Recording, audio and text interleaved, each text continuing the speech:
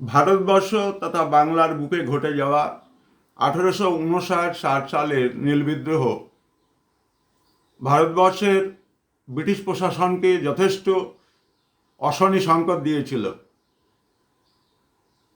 কলকাতার imperial court তথা supreme কোর্টে বিচার চলাকালে অ্যাশলি ইডেন নীল চাষিদের তৎকালীন বাংলার যারা সাক্ষী প্রদানকারী ছিলেন তাদের কাছ থেকে সাক্ষ্য নিয়ে তার জাজমেন্ট কপিতে নীল চাষিদের সম্পর্কে এবং নীল চাষ সম্পর্কে যে অর্ডার করেছিলেন সেটি ছিল যথেষ্ট তাৎপর্যপূর্ণ।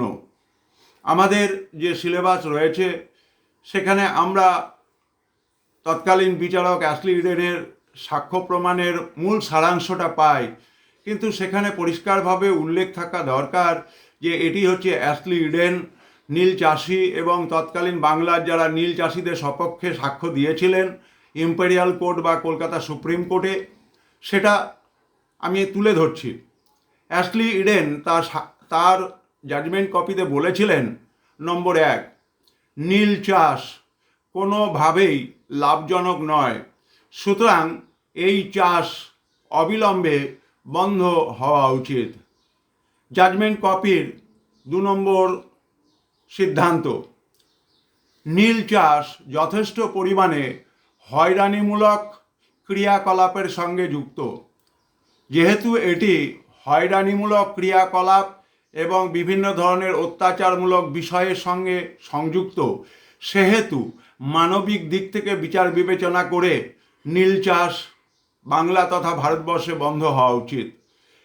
জাজমেন্ট নম্বর 6, যেহেতু নীল চাষ অলাভজনক এবং এই নীল চাষ করে চাষির কোনো লাভ হয় না, উপরন্তু তার নীল চাষের জমি চিরতরে ক্ষতিগ্রস্ত হয়, সেহেতু ভারতবর্ষের বুকে নীল চাষ বন্ধ হয়ে যাওয়া উচিত।